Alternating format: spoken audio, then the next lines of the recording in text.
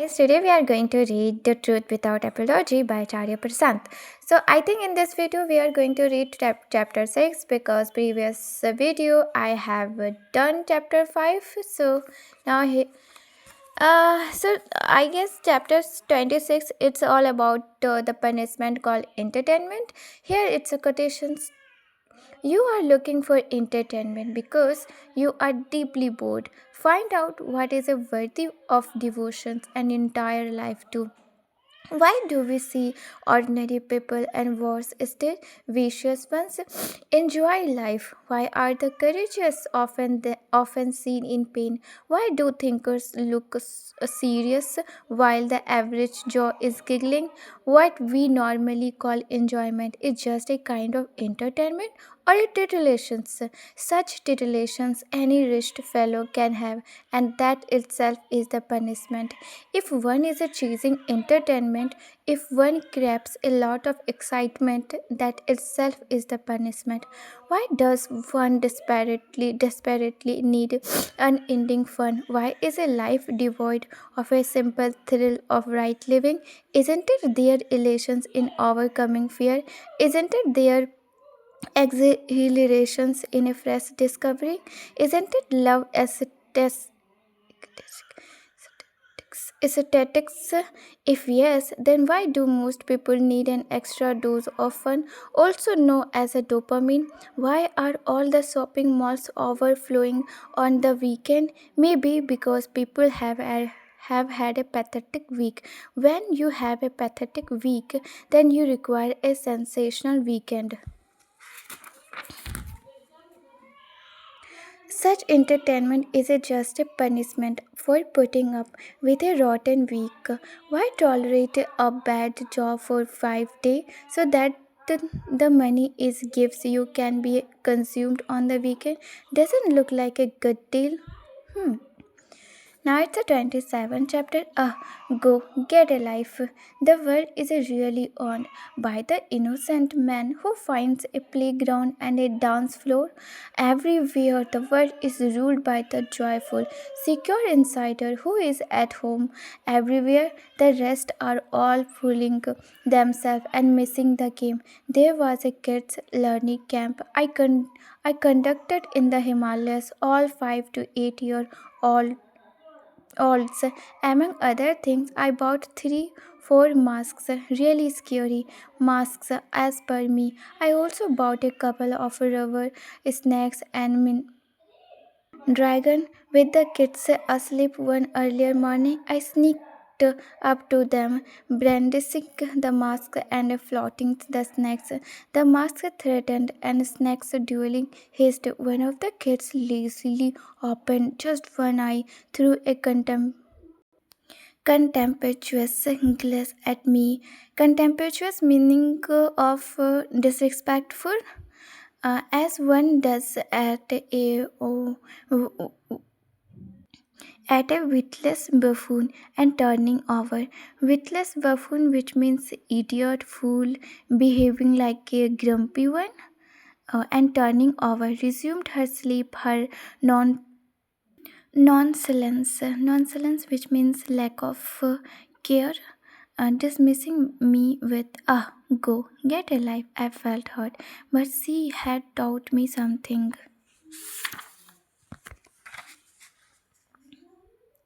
When the world comes to you with all its bullying faces, simply say and go back to sleep. There is really no pleasure deeper than not getting affected when the ground are all conspiring to unsettle you. This deepest pleasure is called joy. Think everybody, the entire game of situation seems dead, set on freaking you out, on just destroying your peace, and you are looking at it with the indifferences. Yes, do I know you? Don't even acknowledge them. They are not worth even your disapproval. The fellow is dancing a terrible dance, hoping to extract some reaction from you, and the greatest reaction is that you start snoring. You are home casually, innocently, like a sleepy kid, secure in existence arms. Now here is the 28. You invited the thief. You invited the thief. First your desires open the gate for your exploitations. Only then others entire and exploit you. Blaming others won't help close the door. You have a burning need.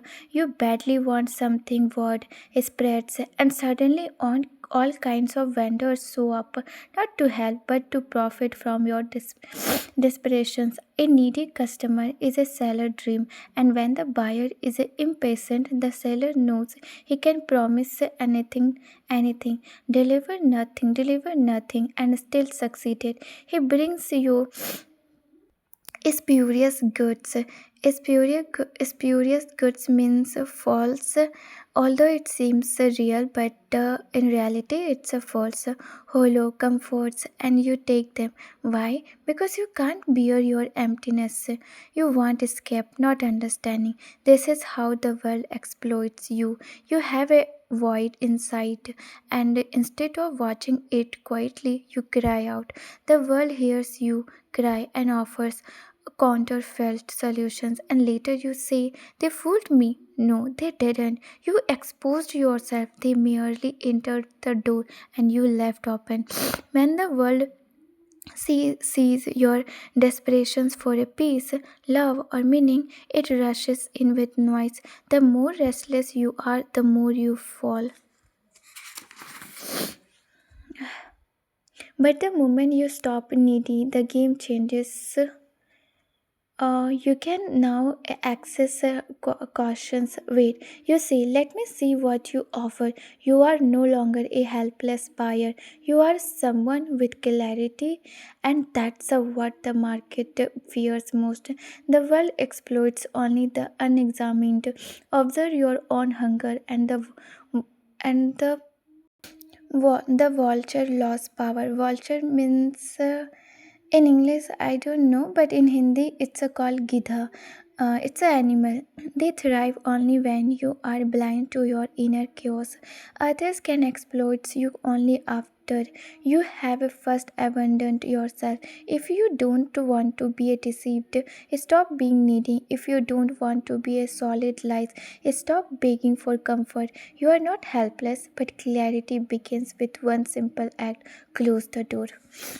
Chapter 29. Distractions don't win, weak goals lose.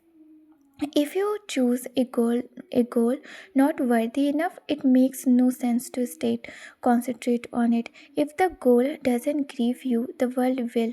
Distractions don't win, your goal simply falls to hold you. If you keep struggling to concentrate, don't ask why you are distracted. Ask why the goal is so lifeless. A weak aim invites the mind to wander. If you must repeatedly remind yourself to focus, it means your heart isn't it in it. Distractions isn't it the problem, it is the symptom. Let the goal be so compelling that it sells you. You don't protect it, it protects you. A worthy goal absorbs you. It doesn't ask for discipline, it becomes breathe.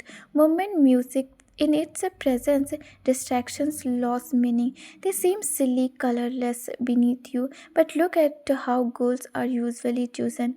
Most are inherited or imposed by family, culture, media, peers. Such goals aren't your beloved, they are your chance. Obviously, you feel bored and the mind escape, and then you blame yourself for lacking will, but the fault lies in the fake goal, not in your being. Concentration is needed only where there is a resistance. When the act is joyful, focus happens on its own. When you are in love, do you need to force yourself to stay? When work flows from your essence, it is not work, it is the meditations.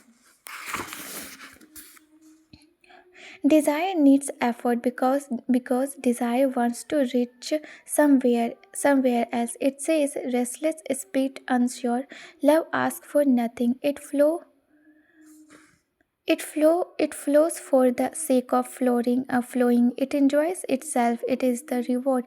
The world doesn't steal you. You leave yourself when you chase what you don't love. Then you exit the then you excuse the world of tempting you away. Don't try to fight distractions. Don't aim to improve concentration. Let love be your choice. Let love set your goals. Love enjoys dissolutions and laughs at both distractions and concentrations. Chapter 30. No trophies, just a play. There is a quotation. Complete within you. Do not repeatedly turn to the world begging for companionship. Complete within. You do not even have anything against the world. Complete within. You are free to engage in energetic action, vigorous doing without having a particular fruit in mind. We say life needs a motive, a driver, but does that driver have to be a constant sense of smallness and inferiority? So much of life is spent in the pursuit of amassing something in order to get a bigger and better. But have we questioned the belief that we are inherently incomplete and insufficient? The belief is ingrained deep into our mind. Where did it come from? It seems the most fundamental idea implanted into us since birth. Family, education, media, culture, each has told us to accumulate stuff and security from the world before we can be a deemed successful. It is wonderful to have a material goals and chase them, provided you are not seeking fundamental inner fulfillment from those goals. When you start from a point of completeness, all your actions and ambitions carry the favor of a completeness. When you act out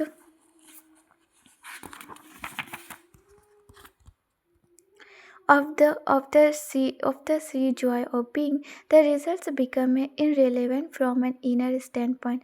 Extreme externals you might be defined my positions or success. Internally you must remain complete irrespective of the state of your body, mind, bank balance, or reputation. Externally there will be a success. Uh, and failures internally, there can be a failure only when there is a psychological dependency on the result of effort.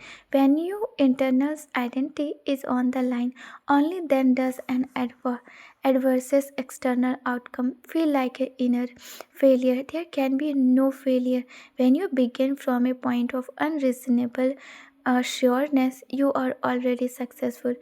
Your true identity does not depend on any achievements or situation outside of yourself. The world is a playground good for the merriment, but with no real trophies to be won. Now go play fearlessly.